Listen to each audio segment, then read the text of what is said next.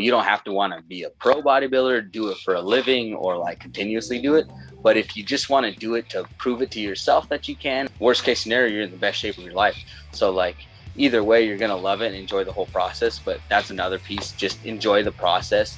Really, stay dedicated, but enjoy what you're doing, or else, if you go with superficial and shallow goals, it's not going to be as easy when those moments get hard, right? You need a strong why, because that's going to keep your dedication. That's the reason you're doing it all, is going to be the reason why you're doing it.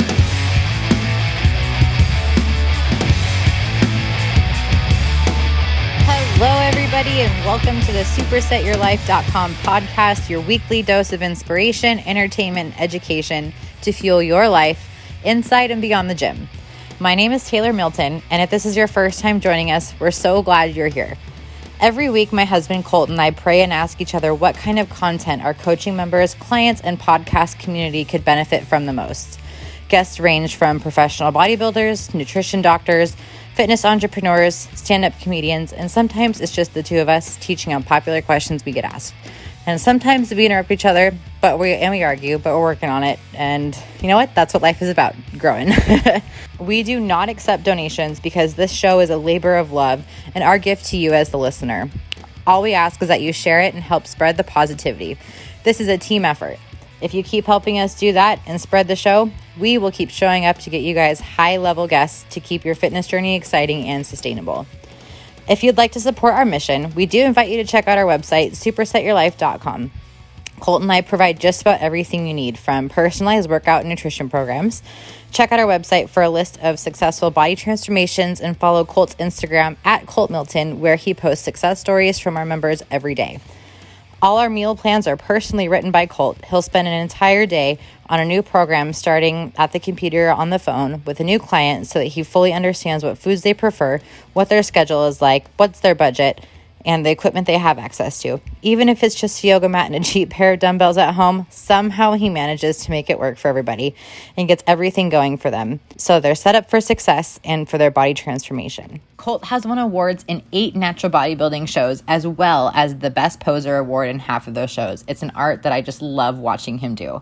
He has experience in coaching male and female athletes in both men's and women's bodybuilding, men's and women's physique, men's classic physique, bikini and figure, and he's also putting together a group of athletes for fall of 2022, including old and new clients, and this is a surprise, guys. He is going to be competing and doing his prep on a carnivore diet. It is something you don't want to miss out on. It's going to be his best physique yet. Text COMPETE to Colt at 206-743-1346 for any questions you may have on the competitions. He'd love to hear from you. He pours his heart and soul into this, guys. It's what he loves. It's what we love. And coaching is what we were put on this earth to do. As a personal transformation, guys, Colt has been coaching me this last year, and I myself have lost almost 40 pounds. I've gained a ton of muscle. My confidence is somewhere I honestly didn't think I'd get to again.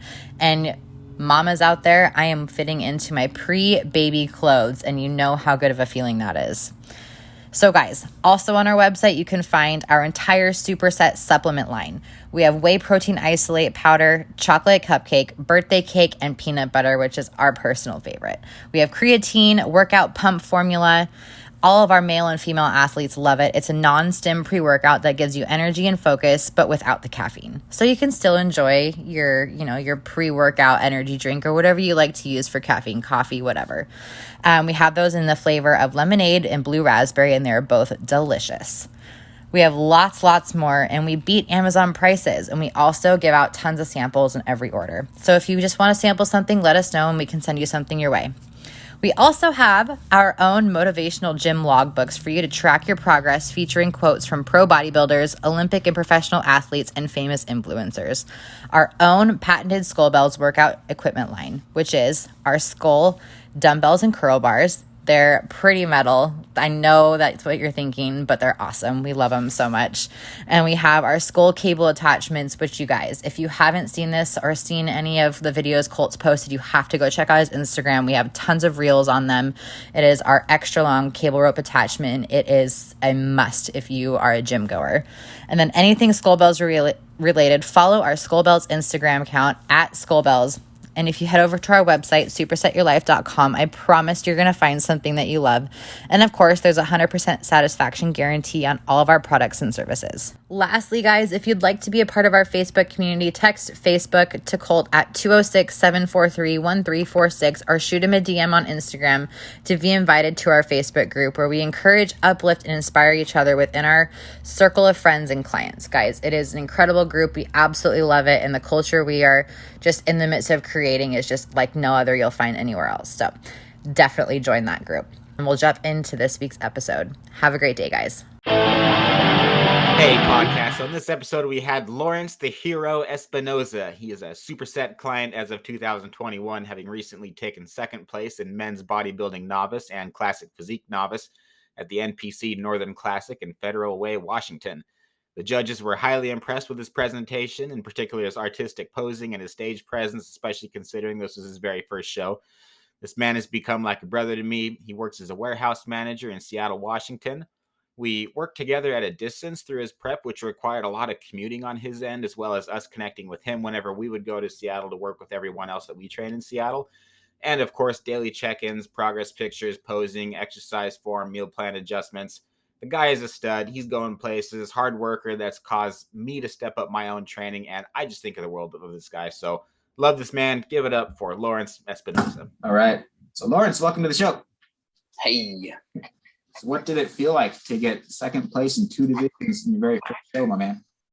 So a lot of people told me that was an impressive thing. However, initially when I first got it, wasn't happy, right? Like I was. It's not what we wanted. Not what we wanted. Yeah, it's just because you work so hard, and I wasn't like expecting to win. Like I'm better than everybody else there, but I was. I went in the level of expectation. But yeah, after that initially passed, I was happy. I was happy with the results especially because a lot of seasoned people told me, that this was really good for your first show and you look good and stuff like that. And mostly, keeping the attitude and mentality is good. And like you said, winners, might make you a little bit lazy or complacent. And so I like the fact that I still had a fire. It really kind of lit a fire in me after I was done kind of mopey. But yeah, that's kind of how it generally felt, just a mixture of those feelings. Yeah. And in classic and in bodybuilding, both of those were such a toss up for you. And all the judges said that first place could have gone either way too. And yeah. I remember they were calling out numbers, and then I saw the look on your face when they called second place, and my heart just broke. It just tore apart. I was like, oh dude, I've gotten second place so many damn times. Yeah. Yeah, that's kind of, it's like, I tried not to show it too, which is funny, but you just know me because I was just like, really? Like, because I really gave it your all, Well, I know you, and I know that look, and I know that feeling. So I knew exactly what was going through your head. Yeah. But you look back and you're like, we left no stone unturned. Are there things that we could have done better? Yeah. But at the end of the day, you were certainly not out conditioned. You were certainly not outposed by anybody. I think you're the best poser on the stage. Yeah. Yeah, I mean, it just feels like, we did the best we could with the tools we had, and, starting when I did, and stuff like that. So, yeah, like I felt pretty happy with the whole thing. It was like, obviously, yeah, we now know what we can do better. But for a first go, I was very happy with it, everything else. And it was good. It was more contained and small. Nice to get the experience of how it goes, even from the backstage, the guy's clipboard and all that stuff. So it was interesting. Yeah, very interesting experience. Mm-hmm. You were saying that how you're almost happy that you got second place instead of first because of what that's done for your hunger and your drive now for the improvement season. Yeah. Ideally, it just made me see the gap, I guess, between some of the competitors there. Because obviously the guy who took overalls was amazing. Heavier weight class, of course, but that kind of showed me like, oh, that's the distance I can go. Like that's the gap I need to be to close. And whatever age he was, he's doing great for whatever he's doing. But it just shows me that if I work at it, and put in the time, I could, potentially get there. We have very, very similar genetics and stuff like that. So yeah, I was happy that second place kind of made me a little hungrier and show me that I can improve. And that's what I love about bodybuilding, is that constant improvement on your physique. We're just kind of like artists chiseling away, Uh-huh. Yeah, I got second place at my last show, and Taylor was basically crying too, because we thought that I was going to win it, and she was heartbroken. I was heartbroken, but now it's like, okay, it's been a while, and I don't think I'd be training this hard if it wasn't for that, and having you come into our SuperSet team was the best thing that ever happened to my training, because I'm looking at how hard you're going and how much improvement you're making and how much better you're looking every time, and how you're just relentless, and it just made me look in the mirror, and I'm just like, man, like I could be doing better, just because most of the people that I'm training are beginners doesn't mean I train like a beginner. Not that I was by any stretch, but it gave me joy and purpose in my training again, because I'm like, all right, I got to keep up with Lawrence now. And this morning, there's days where I'm like, I really don't want to do 20 minutes on the stair mill. And I'm like, he's doing 40 minutes on the stair mill to complain about it one bit. It's no big deal to him. I'm like, I can do this. Yeah. Yeah. Everybody else on our team too, man. There's a lot of people that really look up to you now. And I'm just really, really grateful that you're in my life, man. I really am. Yeah. Likewise, man. Like I said, it's not only that accountability from just, paying for a trainer and all that stuff, where you it's like a gym membership, like you pay money, so you're almost obligated to go. And that's kind of how like training was at first, where it's just like, all right, like this will create that level of accountability that I need. But then it just kind of, when we had those workout sessions together, it was like, oh wow, like I know where I can push myself now, because you would push me there, right? Like you would just one more or an extra set, or we're doing drop sets, something like that, where I'm like, I don't train like that by myself in the gym, and it really like showed me another gap to close, like, oh, I could go harder every time, and really put in that effort. And so, yeah, like likewise, we just kind of both, I think, fed off each other, and I needed that, because I was working out before, and then now I'm training, There's a big difference. Was it the first time or the second time that you trained with me at Gold's and we met Bill and Brandon? Yeah, I think it was the second. It was pretty early on, and we talked to him for like 2 hours in the locker room, because I remember that, just hogging the hallway and chatting about literally everything bottom up about the sport. Yeah, and how you and I how you and I left, and we were like, who did we just talk to? Yeah, who did we just bump into? Some IFBB pro trainer that, like it was how many IFBB pros? Yeah, it was like a kid in a candy store moment, for us both, I think, to just be able to pick his brain and talk to him and stuff like that. Yeah, and he was completely open to just share everything too. And so, I mean, that really made me look in the mirror as a coach too. And I think that did a lot for both of us. But it made me realize, okay, if you're coming down, if you're making the drive to train with me, like I need to be more of a coach than just working out with you. Like it literally, like training you it's a full-time job, bro, because I'm thinking like, okay, should he eat this or should he eat that? Like, should he hydrate? Like, should he stretch? Like, should he like what should he be doing right now? And especially like, as you're getting leaner and leaner every time that I see you too, it's like I can, one small thing changes your physique so drastically that it's like it sounds super weird, but like I can't take my eyes off you for 1 minute, because then it's like, oh crap, he's getting flat. Oh crap, like this is happening. Oh wait, hang on. Do a side chest pose. Oh nice. Okay, you know what? I guess we don't need to do that exercise anymore. We need to do this exercise. and it's just it requires like every bit of focus that I have, to where I can't look at my phone notifications. I can't accept any calls. I can't talk to anybody else there. It's like I'm focused on you the entire time. And a lot of that was because Bill told me that I need to do that. So yeah, I mean, I definitely noticed a change too. I mean, you were always great and attentive, especially making sure like my mental is there, always checking in on my mood and how I feel about things.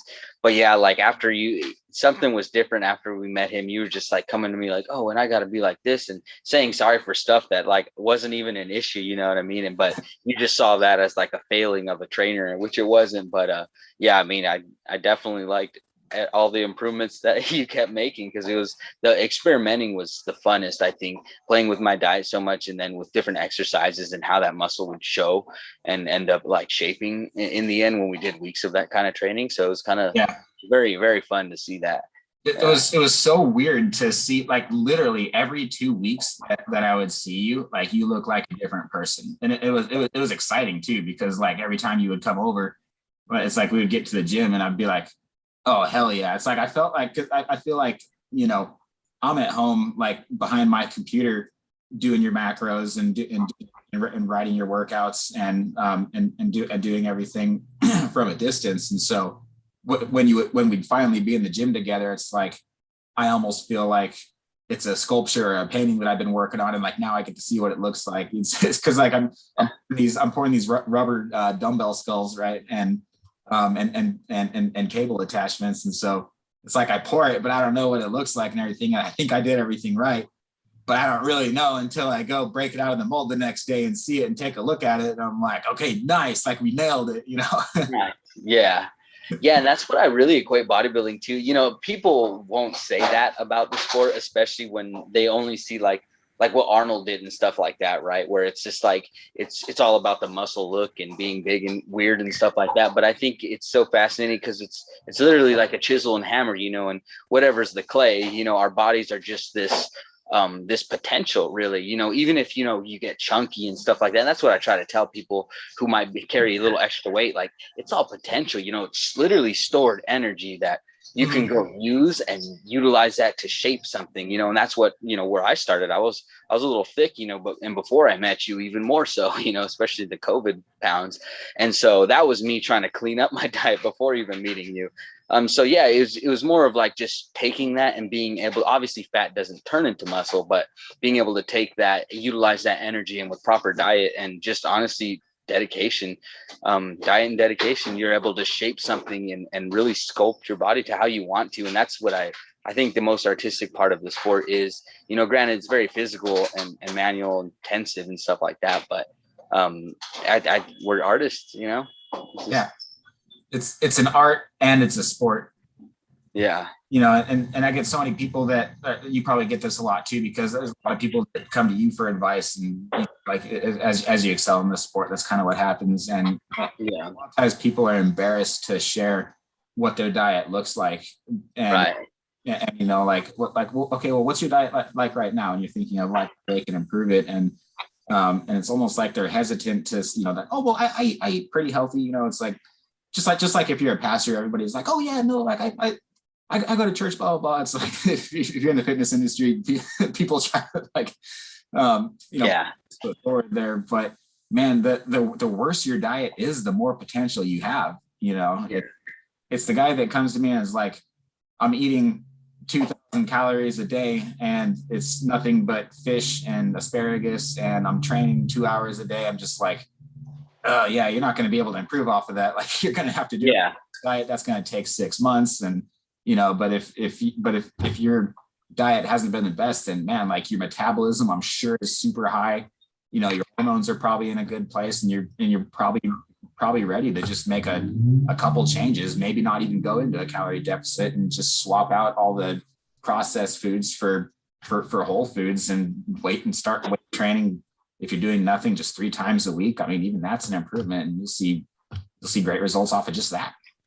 Right. Yeah. I mean, especially like, it's very similar to what I'm going to do, right? Like, going into this next week is just, I say meeting in the middle, where, I might be a little more husky than I want to be, and, might be like a little, less, I guess, full in the muscles than I want to be. But, the idea is to kind of like meet in the middle, right? Trim down a little bit as I bring up more muscle mass and shape and size and stuff like that. And so, I find when I do that, I basically go maintenance calories, like to maintain my body weight. And then just because I want to see where I am. And usually you just lose already, you know, because you're introducing exercise, you're putting in whole clean food, and then you're creating maybe a little bit of a deficit with like 3 times cardio a week or something like that. Like I plan on doing cardio, like, you know, maybe 20 minutes, 3 times a week and stuff. And that might just be enough to already just kind of trim you down. And especially as you introduce weight training and then you're getting stronger. And so you're pushing more and stuff like that. I feel like that's like a very easy way to start off, to really not change much and to just provide the effort and dedication first. And then you kind of build, like you said, you can build off that. You can clean up the diet, take out the processed food, take out the sugars and stuff like that, the added stuff that you really, you know, when you look at it, you know, you don't need. And then that alone, like, leaps and bounds. I mean, that's essentially what you did for me initially, you know. Obviously we started me at a deficit, but for most people, you just clean it up and get working out, and you're. Well, we bumped up your calories a little bit too when we. Oh yeah. Started. Yeah, I remember that. Yeah. And you and I both have something in common too. Before we started working with coaches, we were both doing basically if it fits your macros, because bro diet. Yeah, well, it's cool, and it's what's trendy on YouTube. Like I'm a carnivore diet because, man, meat is medicine. And even though your primary fuel source was carbs the entire time, except for peak week, even though, you know, like you were eating a lot of oatmeal, a lot of sweet potatoes, and a lot of white rice, it was still very much a meat based diet. And you know, for me, it's pretty much all I eat is meat. It's a hard diet to sell because if you're eating ice cream and if you're eating pizza regularly and if you're eating out a lot, then it doesn't sound appealing. Yeah, but as soon as you get used to it, it doesn't matter if it's a paleo diet, if it's keto, or if it's carnivore. You know, I've done all of them. If you find something simple and stick with it, and something that actually fuels you, then you just basically forget that everything else even exists, and you don't crave it anymore. It's simple. Yeah. Right. And that's definitely the perk about just eating a clean diet, right? Like, and you know, whatever floats your boat for people, everybody, I think everybody should definitely experiment and try to see what like fits them best. Cause like, I even liked our lower carb days, but they were like keto, right? Those were fun. Like the Saturdays, it was nice because it was a break in the diet, as well as like more of a satiated feel from all the fats and stuff. But I feel like, you know, most people, you need to just nail down what is their most efficient fuel source, and then keep it clean and simple. It's the easiest way to stick to it as well. You know, if you're eating very similar foods and all in the same group, you can't really like mess up. You just know these are my set foods I eat. And I think the more complicated, more processed stuff you add, and then the more sweets too. That was like a big thing, just not eating them in general, like ever, even if it would fit your macros, like, right. Like, let's say you were short and you needed 40 more carbs at the end of the night. That doesn't mean you can just drink, 40 grams of sugar in a soda. Even though it might taste good, it's going to ruin your taste and end up like making you crave it more and want that. Exactly. Yeah. It's not the same at all. Yeah. So clean. Going off what you're saying too about your depletion day, I got a guy, Todd Rogers. I think you know him from the Facebook group and everything. He's the guy that does acrobatics, and he's no dummy. He's like, he knows what he's doing in the gym, but he's never done like an actual bodybuilding training program before. So I had him do basically a similar approach to you. Obviously, all of his meals are at different times and everything, and he has different food preferences and different just like things about his lifestyle that make it so that we're using a similar macro approach, but basically a different meal plan. But we just started getting to the advanced stages where we're doing the refeed and everything, and we're doing the normal calories. And so he always looks forward to refeed day. He makes all his own sushi and everything.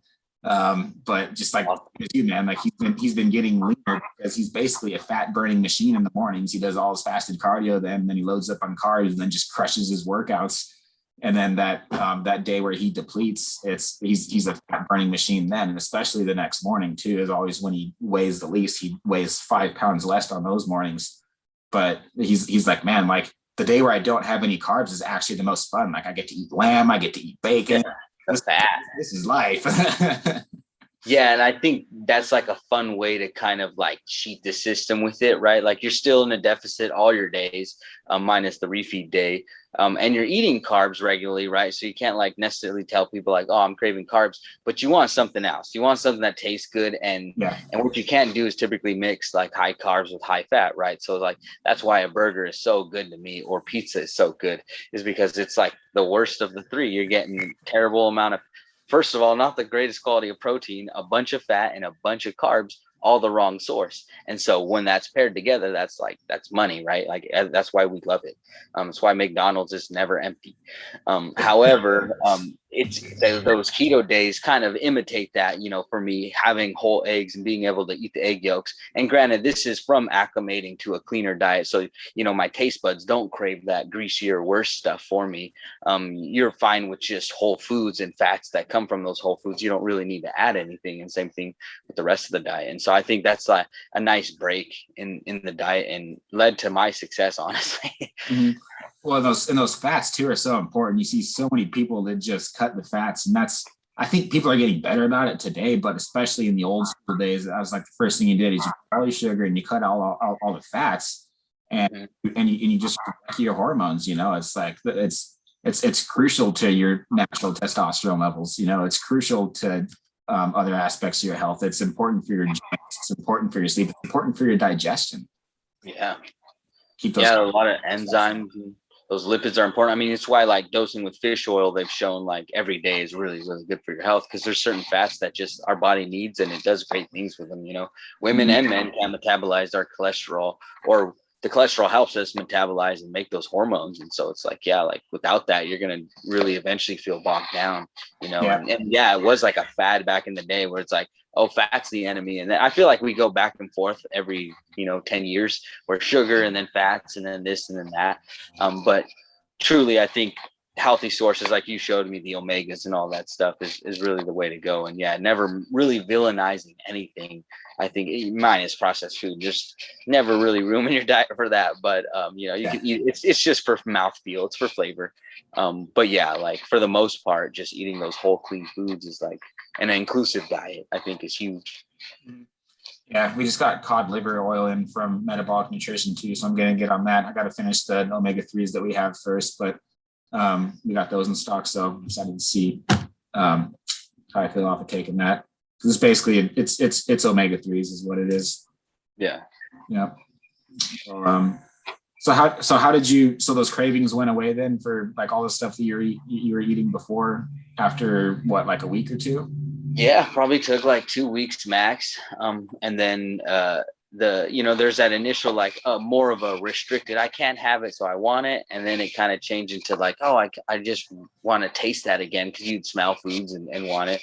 And then eventually it was a combination of the results as well as like acclimating my taste buds. You feel better for one, and then you look better, so that helps. But mostly like just waking up with clean energy, not feeling like I need a coffee or I need a this or I need a that. Like when I first wake up, I don't need to put junk in my body, and then I didn't need like anything to as a crutch, and stuff like that. So that was really nice. And then eventually you kind of they play off of each other. The better you look, the better you kind of feel. And so I noticed that this is okay to stick to this. I feel healthy and I'm eating healthy, so I know nothing's wrong. So why not keep to this? And sure enough, my body found that it really liked it. Whole clean food like changed it completely for me. And now I'm going to just take that practice with me when I just make all my meals, no more if it fits your macros, because it's easy and it's simple to do that. Right. But it's really shortcutting yourself. You could eat bread, you could eat, popcorn and stuff like that, and just different things that fill that gap. But I think people get the best results off of clean dieting. And the cravings will go away. And then as long as you don't break that and go eat a piece of cake, like you won't really feel the need for that piece of cake, Yeah. If you're craving a piece of cake and the cake sounds good, but the food that's in your meal plan doesn't sound good, you're probably not really hungry. You're probably bored or stressed. And then in that case, it might be an emotional issue. It might be a spiritual issue. It might be something to where food's not really the answer. But as a society, we use food as a drug a lot of times, more than just fuel for your body.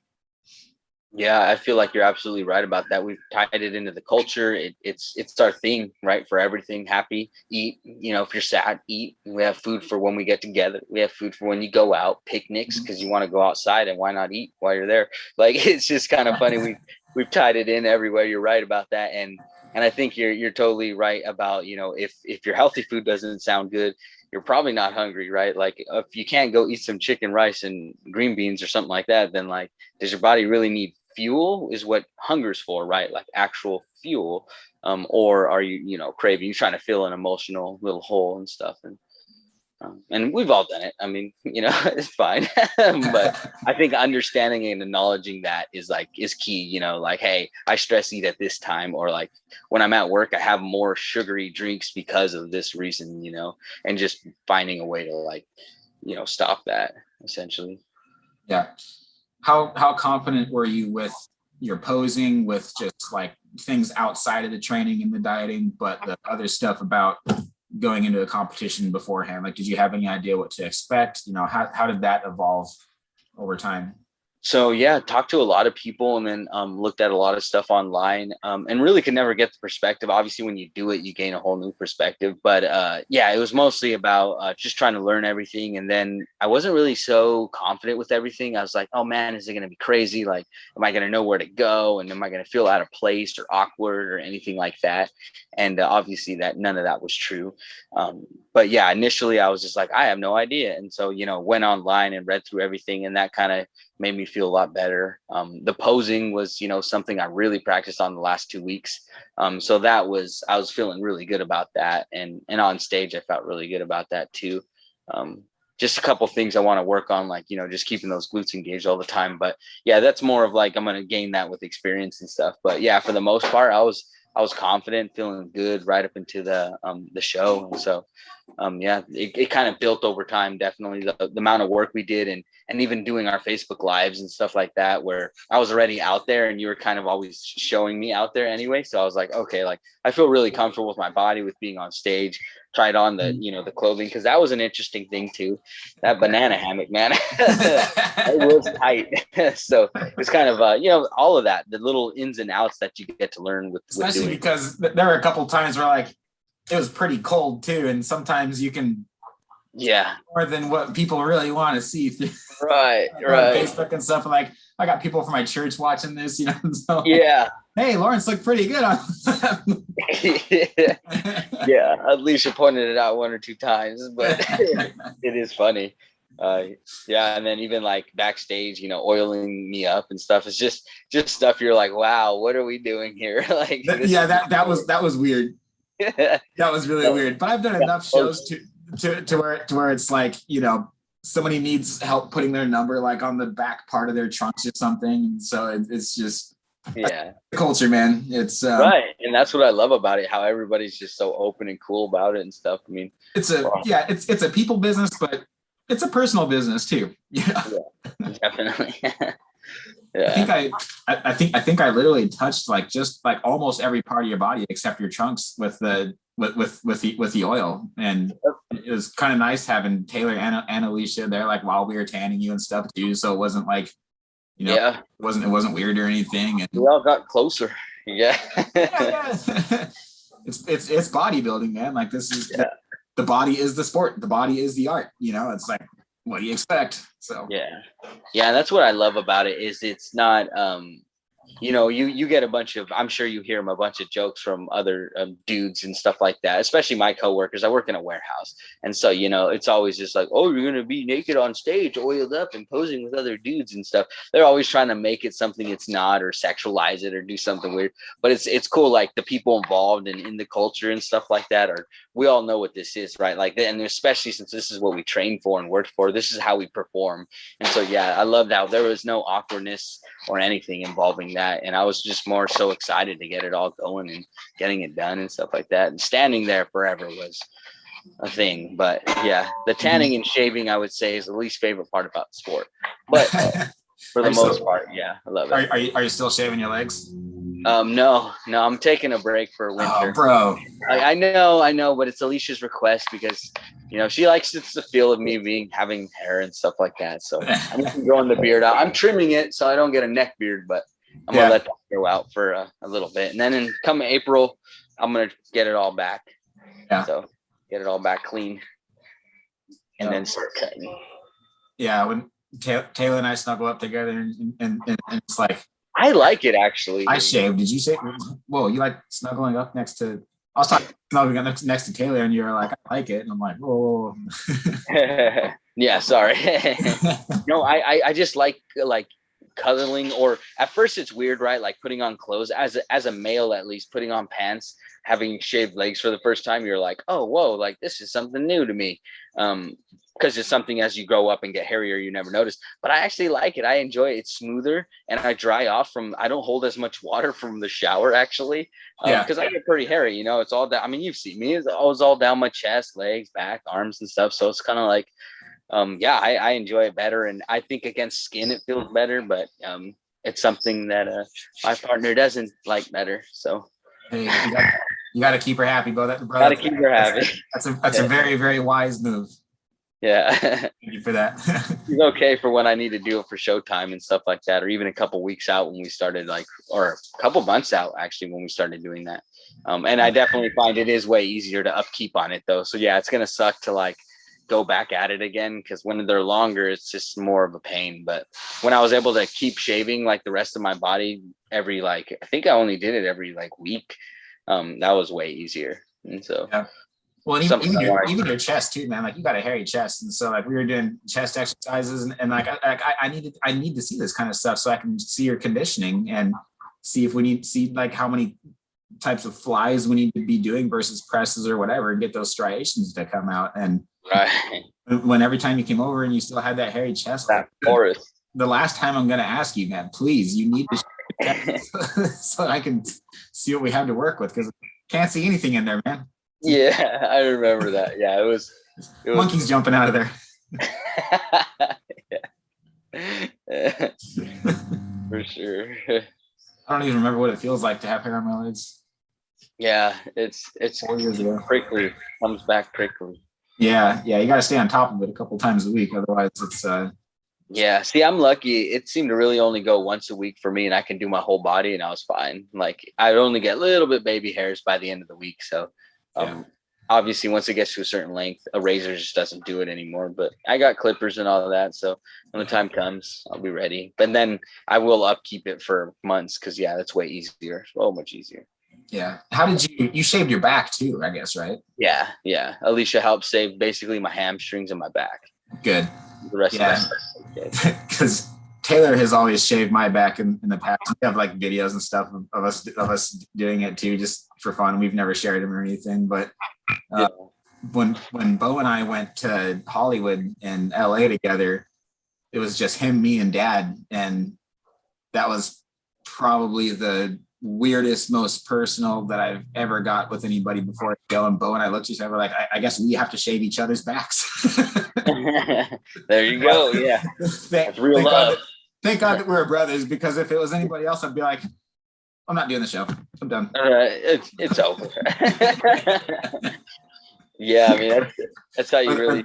Or the judges would be like, all right, back double bicep pose. I'm just going to stay facing the front if that's okay. Right.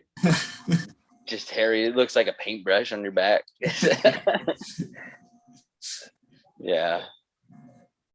No, it's real love, her sitting there just going at it. It's just that's how you know somebody loves you. Dude, she was so supportive too, and that was one of the most fun parts, is just getting to know her too, and just I really felt like she was aunt to our kids, and feel like she is and everything. And every time the two of you would come over, having her over was half the fun, and then she and Taylor could BS together and kind of go do their thing while we do our thing. And I like that very much. Yeah. And she's been the driving force behind you too, because you, just be honest, you wouldn't have been able to do it without her support. Yeah, definitely helped me and supported me the whole time. Just kept that pillar that I needed, especially even caught me a few times when I wanted to cheat and stuff like that. So That's normally something she doesn't do. But yeah, that was definitely, it was all needed, you know, and having that person that's kind of with you at home to keep you honest is like, is nice, you know? Yeah. Well, because Taylor and I both do it too. And so like, if I eat anything that she knows isn't in my meal plan, like she won't say anything, you know, but like I can't do it if she's there, you know, I can't cheat on. Yeah. It's harder, right? You're like, yeah, definitely. Yeah. So moving forward, plan is to do not a bulk. We don't bulk. Bulk is a word. We are lean bulking.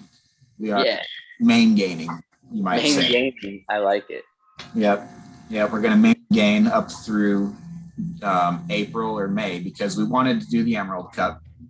And as you know, I spent like, I was like, dude, I'll talk to the judges. You go sleep. Just go take a nap, dude. Like, you've had a long week. And so, so Taylor and I took the time to talk to the judges for about 2 hours. And I was asking a question about my own physique too. I was like, hey, like, this is what I look like this week. Like, when do you think I could be competitive here? And so they were helping me out too. But I guess that's kind of the nice thing is both you and me are in a real similar boat to where like, we're both lean, and if we we could potentially step on stage at the Emerald Cup in April, but if we push it too hard, we would definitely rush it. So we're looking. So all the judges across the board were like, if you guys just improve and resist the temptation to step on stage too many times too fast, like you guys would be way more competitive if you improved your muscularity, here, and here. And did a conservative 4-month prep from the beginning of summer towards the end of summer, and then looked at another fall show. So, and these are promoters of spring shows. They're telling us this. They're like, wanting us to pay the money. Yeah, they're like, I want you to do my show, but for your sake, don't do it. Take some time off, build some muscle, and come in more competitive. They're like Colton, you need big ones. They're like Lawrence, you need some more back. And some hamstrings too. Your damn quads, dude, man. Like it was 2 months out and we were like, no more quad exercises, not quad exercise. They need to shrink, if anything. We're working on the hamstrings now. We're doing no squats. It was really a rush to get those hamstrings up because like even when we went to the show and they were like, yeah, your quads are good, dude. Like I was like, oh, okay, like that is something, you know, I can take forward. And yeah, I really appreciate you talking to the judges. That was huge. I think obviously we both sat in the hotel room and we're like, like kind of getting dreams crushed because we wanted to do, you know, compete. But I think that was more of the competitive fever, but just having that honest feedback, knowing that, yeah, we could go and we can compete and we can be in the show or we could try to win it, you know. And I think that's the difference, is just understanding the time to step away and improve on ourselves. So we are competitive and we're not just going to just go, right? We're not just spinning our wheels and going through the motions. We're actually like there to work hard and be competitive. And I think taking that time, like it felt nice afterward to be like, okay, now I do have time to really work on this and go back to the lab, you know, on it. And we've got months and months. So I'm super stoked. So ready to gain some size. And yeah, you're right. Main gain it. You know, we're not going to go too crazy. And I feel like I put on just enough layer of what I want, you know, and then, like I said, just meet myself in the middle, trim down and get stronger. Mostly that'll be the most important part, making sure strength is going up. So I know I'm building muscle, you know. Mm-hmm. And time under 10. That's right. Yeah. Boy, that was an interesting. That was a hard thing. That was one of the hardest things for me to do as a coach. Is like, we're not even counting reps in this exercise. 45 seconds. Oh, dude, those were brutal. But it like really changed it up. You know, like, I think, and imagine if every set was like that. Every set was 40 seconds of time under tension. That's crazy. Like, I feel like if I can do that, you know, make that the goal, that, you know, I'll really see a transformation in my physique. It's going to be hard, but I want to do that. I really do. What was your favorite division, classic bodybuilding? Probably classic, because it felt more right to do those types of poses, right? And it felt more artistic like that. I'm actually shocked that you said that, because before the show, I do love. You said you like bodybuilding better. Yeah.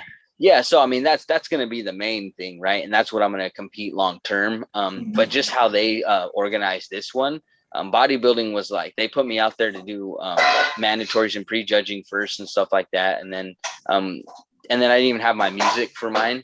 So it was kind of like different. But I feel like the music and the vibe of the whole thing fit better for physique. It's definitely more of like, I think, a show with physique and stuff like that. But yeah, obviously bodybuilding's the goal. I want to be huge on stage and look like a bodybuilder too. So where it's like I get kicked out of physique, you know, like that's the goal. Classic physique. I don't meet the weight requirement anymore. Yeah. So, but yeah, like I love them both, you know, and I think they're really cool. Any avenue you get to, you know, express that, but definitely the way we posed and did our routine, like probably physique for this show, I would say. And then if I get a little thicker and my glutes out more, I'll probably like bodybuilding more. Classic. You got to remember to say classic because you accidentally signed up for physique. And what did you say? Tell me that conversation again that you had with that guy. This was great. So, you know, I get there and dude's checking me in. Okay, you got, you know, bodybuilding and we're doing a novice classic or men's physique. And I was just like, yeah, wait, what? Like, no, like, I'm in classic. He's like, oh, but you put down men's. I was like, yeah, no, I got to go to classic, man. I train my legs. and he got a little chuckle out of it. Cause yeah, like they were right close to each other. Some other words in there too. And I appreciate you keeping it G-rated for the podcast. Oh yeah. we have people from church that listen to this. Yeah. It's just, it's just funny. I think, you know, everybody kind of knows about it. It's not to rag on them or anything like that, but it's just like, yeah, why not show your whole physique? You know, the board shorts thing is kind of interesting to me. But. You would, I mean, it's with the utmost respect, but you and me would look like fish out of water if we did this physique. Yeah. Hilarious. You should try. Because I do it because and I've done it at all my shows, and I usually take last place. And I just tell me, they're like, why are you doing like you're so competitive in bodybuilding? Why are you doing men's physique? And I just tell them, I'm like, because the men's physique guys are going to be on stage. I'm already shredded, and I don't want to just hang out while everybody's on stage getting judged. Like, I want to throw out and have fun. And it's like, if you're going to go to the track meet to do the discus, and you suck at the 100-yard dash, just why not do the 100-yard dash as long as you're there? You know, like it's not right. Your discus. Just just do some hurdles or something. Yeah, why not? You know? I agree. Yeah, that's why I wanted to do both too. Yeah, just to try them out, and I'm excited to really become like a, you know, bodybuilder and stuff like that. But we'll see what my weight gets up to, and when I get shredded, if I do physique and bodybuilding again or just bodybuilding. But I want to gain enough size to where that might be hard. 174 like shredded might be ridiculous, but we're gonna try. You'll be a beast. Yeah, you were 158, 157. Yeah, 157 the last one. Hovering around there. Yeah, that was the last weigh-in and the scan we did and stuff. 157 at like 7% body fat or something like that. And that's another kind of goal I want to have too, is like, I felt like we did a really good job leading me up into it, but I felt like I can definitely do some more conditioning and maybe some more cardio at the end and stuff like that, to where I want to be like tight, you know, just really leaner. I mean, everything's trying to improve. Get those glute striations popping out this time. Yeah. And granted, you know, I know that comes with a little bit of size as well, but for the most part, you know, get them lean and get them bigger. There are maybe 2 or 3 guys there that had leaner glutes than you, but other than that, I mean, you're pretty. Yeah. You were definitely top 3 or 4 most guys. But yeah, it's just like I said, that gap. I want to close that gap. How'd you feel after the shot of whiskey right before stage? Yeah, that was actually nice. It was kind of calming, and then by the second one, I was just like, you know what, this is all right. Like, it was, you know, it was burning, and I was a little, you know, wuss about it, needing a chaser and all that. But for the most part, it was nice. In the hotel room, it took me like 20 minutes to do it. It was funny, like before like going to bed to dry me out. That was the funniest, because Alicia's over there like, hurry up and take it, you wuss. Like, you're such a pussy about it. Like, just take it. It's a double shot. Just take it. Yeah. And she can do it, and she can sip it, and she can drink it. But it's something I was just like, and I eventually got it down. You don't know how good I felt going to bed that night knowing that you were safe up through your prep too. This week, especially after what happened, the world of bodybuilding lost somebody that was, to me, a huge role model from the very, very beginning. Somebody that I really looked up to in classic physique, because I was the nerd when classic physique first came out in like 2015 or 2016, and George Peterson took third place like 3 years in a row, and then eventually moved up to bodybuilding finally because he was just getting way too big for classic. Yeah. But who knows what happened? But I mean, there's a lot of I'm not going to speculate anything about what happened. Of course, at the end of the day, he's a total stud and somebody that I'll always respect. But there's so many extremes that are taken to win at the expense of your health, and to know, like, we didn't put you on any sketchy diuretics or anything sketchy to dry you out or anything. It's like we did it old school. You a whole bunch of water, and then you cut it, and then you're dry the next day, and then you just drink as soon as you're done again, and it works. You don't. It was I definitely was happy with that. And then even doing the research into it, a lot of these people are doing it for no reason, and there might be diuretics that kind of work marginally where they're going to change your water composition. But for the most part, it was kind of interesting to read about how they're just getting rid of your total water. They're not necessarily changing what's under your skin and what's going to be visible, right? And so it was almost like a lot of what was happening, like the water pills and stuff like that, not even going to yield better results. And then most of the forums and things that I read said, like, keep it old school. The pros definitely do it this way. Like, they're smarter about it. And that's really the only way to trick your body into changing the composition. You either do sodium manipulation or you do carb manipulation, which is what we did, carb manipulation. So it's just like you take advantage of what your body naturally does in those states anyway, rather than just going straight for, get my kidneys flushing all the water out of my body, because that's all those diuretics do. They just hyperactivate your kidneys and they just flush you, or they'll draw sodium to it and the water follows. And so it's just kind of like, it's not an effective or safe way. And it's unfortunate some people take those shortcuts and end up paying the price for it, or damaging kidneys, damaging liver. And obviously we know the sport as far as cutters and stuff like that. A lot of people do a lot of different things, and it doesn't, necessarily sometimes even yield a better result. And that's what's really unfortunate. It was a safe and right way to do it, and people didn't take that avenue.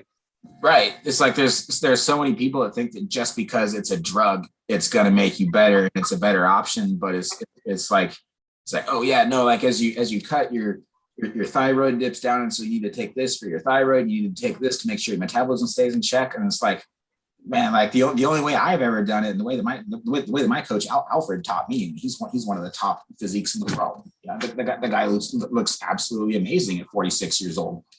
And what he taught me is you are in a deficit the entire week, and then you have 1 day a week where you're in a refeed, which is not a cheat day, but your calories are super high. And I showed you your meal plan too with your first day when we were doing refeeds, and you're like, tired. I don't want to eat. Like, I don't need to eat all these carbs. It's like, dude, please eat them. You need to. And it's just the last guy that I introduced refeeds with him too. He's like, no, you don't understand. Like, I'm not hungry enough to feel like I can do this. I don't need this to look forward to be able to stay on my diet. He thought that I was giving him like a carrot or something, like a reward, which is how most people treat it. And then that goes back to the food being either fuel or fun kind of thing. And it should be both, but food shouldn't just be entertainment and like a reward for doing something like good boy. Like, food should be, it should be used strategically in a way that's enjoyable, but also sustainable and also healthy. And I told him, I was like, you're going to get stronger from doing this, and your best workouts are going to be the day after you refeed. You're going to perform better. And this is going to be great for your serotonin. It's going to be great for your dopamine. This is going to be great for ultimately your melatonin production. You're going to be sleeping better. And this is going to optimize your metabolism and your thyroid long term, so that during the week you are in a calorie deficit. Because calorie deficit is calories in, calories out. It's a moving target. Your body's always changing. So your metabolism might be doing one thing one week and something else the next week. And And you got to keep it optimized. And so that refeed is really, really important. But there's a way we were doing it too. You know, your fats were nothing the entire day, which is fine because then the next day was your high fat day. But like you're not going to store fat on that one refeed, and if you do, it'll come off within a day or two because it's right back to the grind the next morning. Yeah. No, that was like the most interesting part about our diet is definitely like learning that whole refeed system. And yeah, it worked. Like when I was chunkier, I didn't like it because the idea is like, oh man, like I'm gonna put on more water and get fatter like on this day because I'm not adhering to my diet. But then you think about how a pound of fat is literally 3,500 calories. So like you're not going to even put on a pound of fat in that one day, like not even 1 pound. You know, any fluctuation you see is going to be water. Like that's the only way it can actually happen like that. Your body can't. Everything you eat, I mean, what my high calorie day was like, or my high carb day was like somewhere in the 2,000, maybe 3,000. And it was just like a lot of carbs.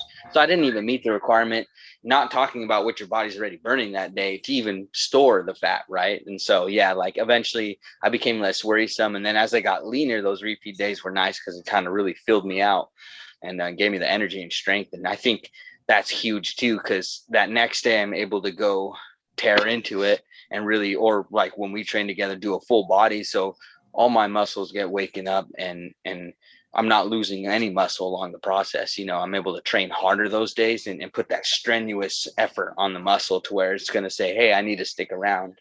Yeah. I think that's huge, you know? And the carbs are, and the carbs are very difficult to be stored as fat to begin with too. And so is protein, which is why when I refeed, I do it on protein. I think I told you this. So I'll be keto for the entire week. And I'm actually right now is my keto peak week. So it's my practice peak week. So I'm keto the entire week and I'm on my last day of it right now. So today was kind of like the hardest workout, the most depleted that I've felt all year. And then tomorrow is my protein refeed, which is basically going to be a whole bunch of turkey. And Taylor and I are having pork tenderloin tomorrow night. We're having like a date night. I'm just gonna eat a whole bunch of pork tenderloin and a big glass of wine. I'm gonna cut my water then. So, hey buddy, are you interrupting the podcast to say good night? Okay, good night. Love you. Hi. Hi. What was I saying? You're eating tenderloins.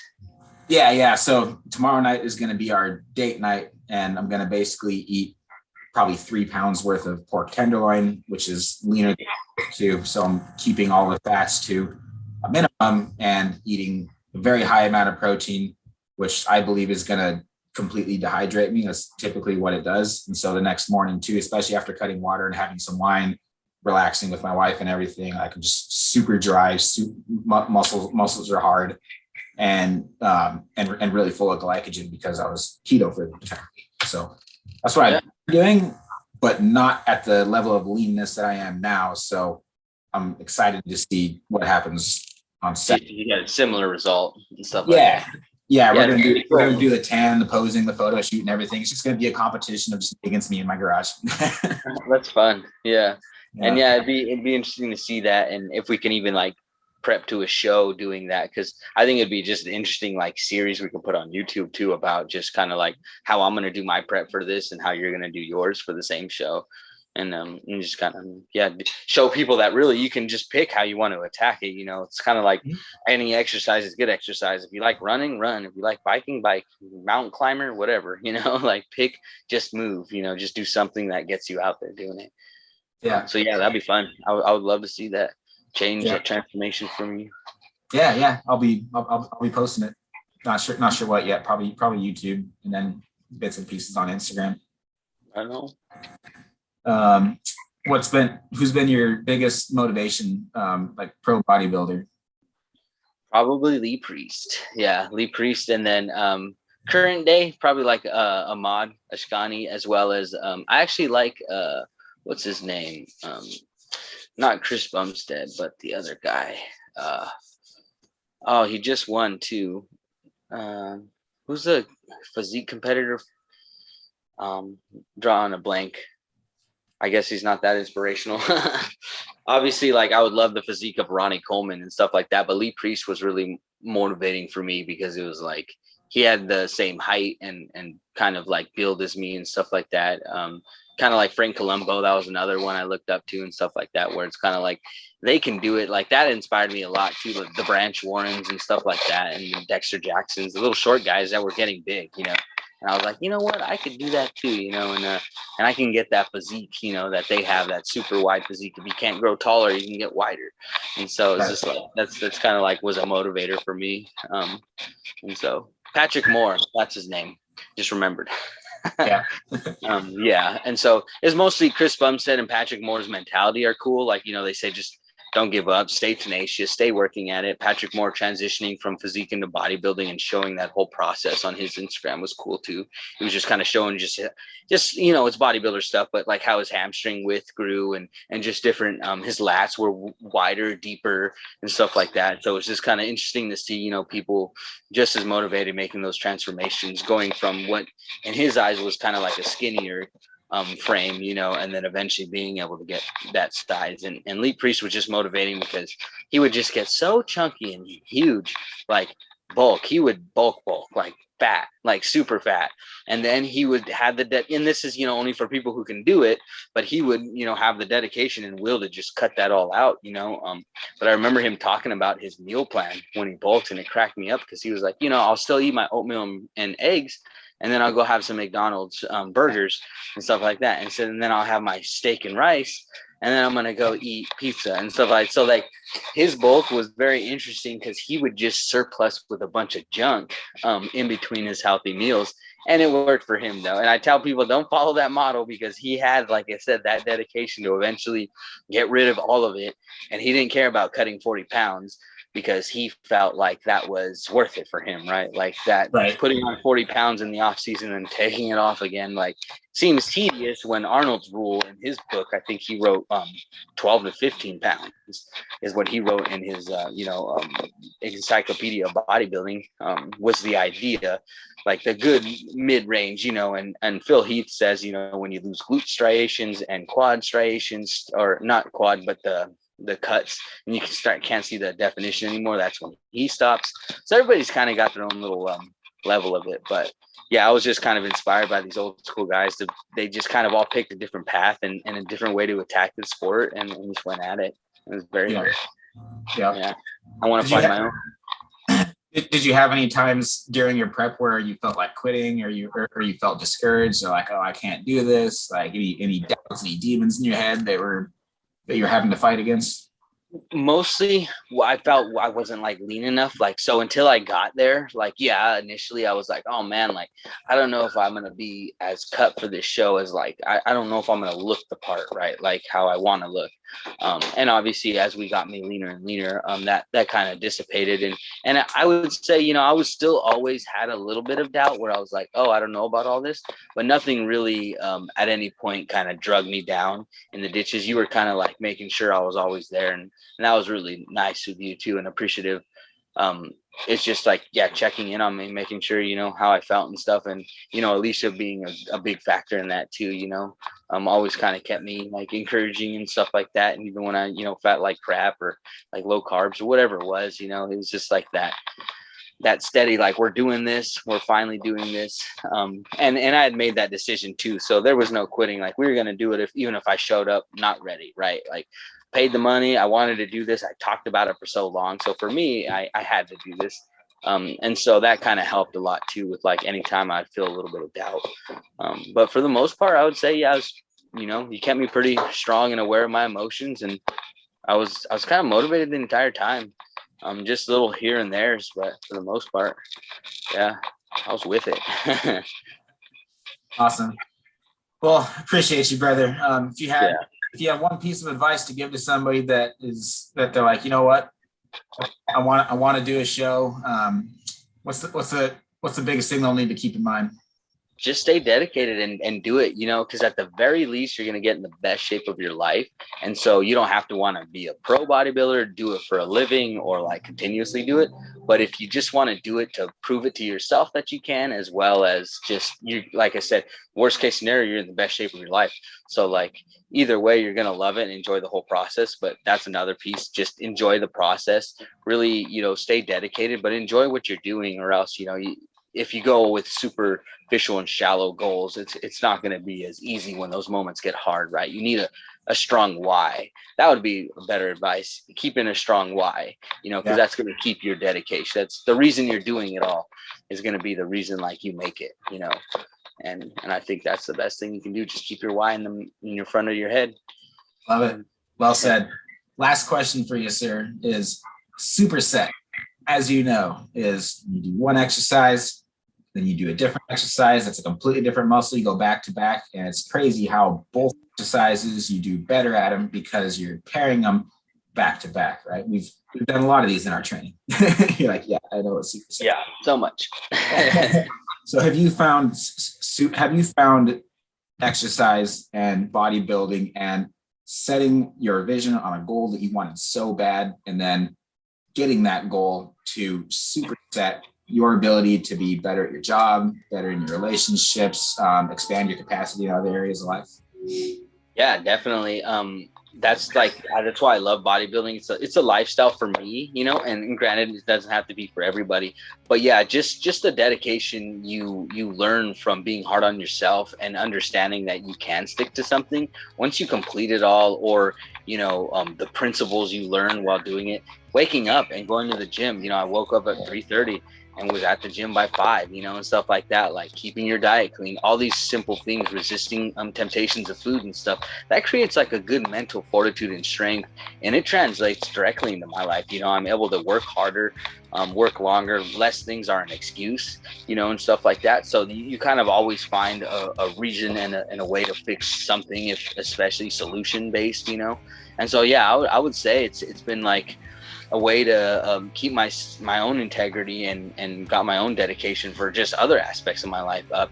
Just sticking to something will teach you that you can do it, and then you just apply that template anywhere else and you're successful at it. And I plan on doing that for my social media and growing, doing my own personal business. And you definitely motivate me with that. I mean, you've shown that, you do the same work with your company as you do with the gym, and it clearly shows, that level of dedication. You show the clients, and it clearly shows, like we're able to do great things through you, and stuff like that. So yeah, it's definitely something that carries in all aspects of your life. I appreciate it. Thanks, man. Yep, always a pleasure. Thanks a lot for those kind words at the end of what you just said there. But I just got to throw that right back at you too, man. Is that a lot of the reason that I go so hard now is just because you come into my life and you've stepped up, you've pushed me too, because I'm like, man, I can't have somebody that I'm training that is literally outworking me right now. This is unacceptable, and I'm stepping up my game now because of this guy. So right on. Well, and everybody else too, man. Like, dude, up and through your show, like, how's Lawrence feeling? Like, he's like, how do you play this? Just everybody was asking about you, man. And no, just having you as part of the team has just been. It's been great for everybody all around. Yeah, and I'm glad, and I hope we can all, continue to inspire. And I can't wait to meet some of, the whole SuperSet family.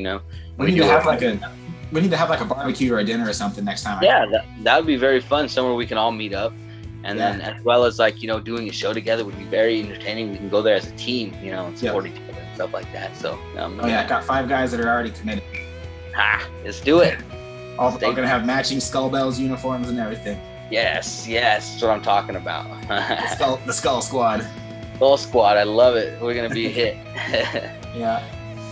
Cool. Well, appreciate your time. Thanks, brother. All right, brother. Yep. We'll get a workout in again soon. Love you a lot, and just good, man. Proud of you. And, thanks, buddy. Yep. Take it easy. Thank you, listeners, for joining us on this episode. If you found this helpful or entertaining, we ask if you would please share this with a friend. We also would love to hear what you think of our show, so any ratings or reviews are very much appreciated. We have a new episode every Saturday morning, so please subscribe so you don't miss them. Thank you again, and God bless.